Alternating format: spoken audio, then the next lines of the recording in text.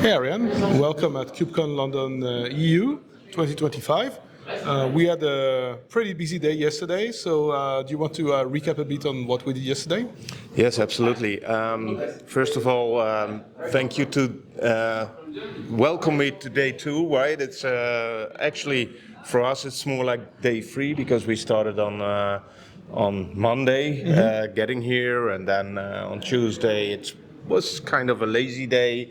Yesterday was a really busy day, right? We had a lot of steps, but it was a really good day. It was a day in which we heard a lot about what is going on in the CNCF Kubernetes world.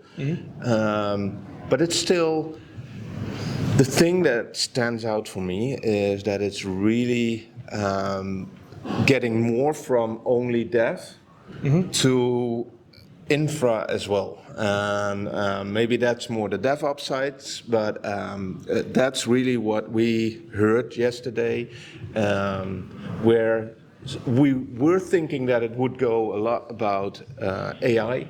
It's more on, so how can strategically the companies utilize Kubernetes and also the environments that they already have to make sure that they can leverage their IT environments for the next couple of years.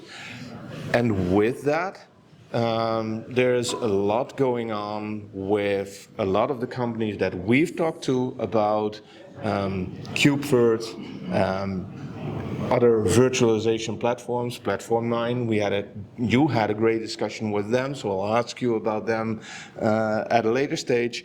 But also others, right? If you look at what's going on, I think there's really, if I look at it from my perspective, there's really a connection going on between the dev and the ops right now. And it's different from what we've seen last year, where it really was focused on the dev side of things. It's really going into a more DevOps side of talking. But with that, you've talked to a couple of companies yesterday and did the interviews with them. What was your insights on what was going on yesterday? Yeah, I think you summed it up pretty well in your introduction here. We are, first of all, happy that we are having productive and grounded discussions and not, spinning up, or hyping AI too much. I think it's here for sure, but we are really talking about problems that organizations are, dealing with on a day-to-day basis. I think that we are, of course, very conscious about our side of the pond, which is EMEA. Let's not go into tariff-based discussions, but we already talked for the past months already around data sovereignty and around how can you build resilient infrastructures that are not only, let's say, resilient from the architectural standpoint, but also from a pure procurement and also technology standpoint, right? So I think that for me, that was one of the key takeaways in the discussion we've had. We've had absolutely a lot of points which were revolving around migrations away from Broadcom, which was a topic which is absolutely commonplace here. The other thing was around, data sovereignty, and also, as you said, how to bridge the gap between ops and dev. And I think that, talking about vendors, we had this first discussion with Platform 9, where they were explaining, how they enable organizations to move away from VMware while also enabling, Kubernetes and making sure that organizations, especially those which are very VM-centric, can migrate with comfort easily, while retaining all of the benefits they had in a VMware environment. So I think that's maybe the first sum up. We've had more discussions with other vendors, so up to you, Arjan.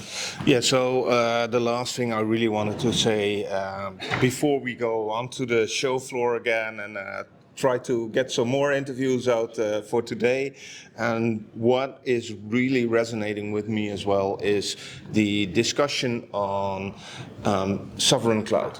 And especially, like you already mentioned, we are an EMEA-based company. We are helping vendors as well as companies think about what's going on the EMEA side of things. And what we really hear is that a lot of companies are at least looking at, okay, so how am I going to make sure with the geopolitical thing that's going on in the world, but also I want to keep my data safe. I want to make sure that my data is there where I need it, and in case something happens, I can quickly, even without an outage, go and fetch my data and use my data, and that's where a lot of the companies that we are talking to at this event are also thinking about, okay, so how are we going to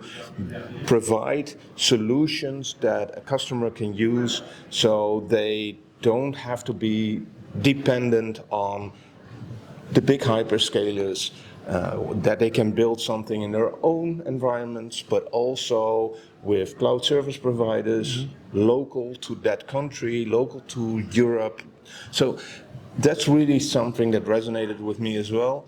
And I think that's really a topic, a really hot topic that will be really big in the next couple of years. Absolutely. I think this definitely resonates with me as well. And I have to say that we come to, there are several things. So first of all, when it comes to data sovereignty, I think that, and it's a thing that we preach, is really making sure that organizations understand that without a clear view of their data, it's really hard to implement any such kind of policies, right? You could say that you want to move VMs away from the cloud or containers or something, but without understanding the data, its criticality, be it imposed from the outside by regulators or be it because of your own internal policies or sectorial, let's say vertical-driven, regulations, then it's really hard to do anything with that, right? I mean, it becomes just wishful thinking.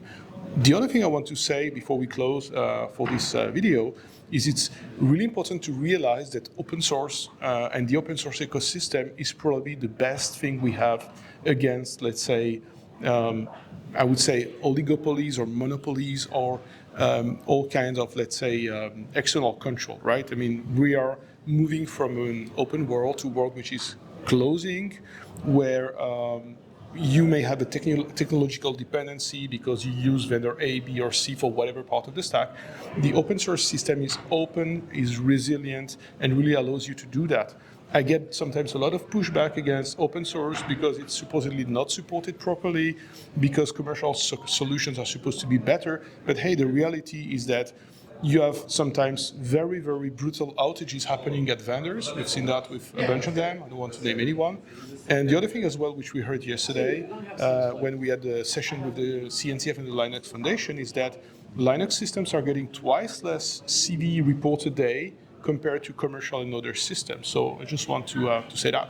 Yeah, I think to close off with that, I really, we are coming from the VMware realm, right? We are always been V experts and all that kind of stuff. I really want to shout out to the CNCF as well, because they are really doing a very fine job of, giving a community, creating a community that is really, sorry for that, that is really,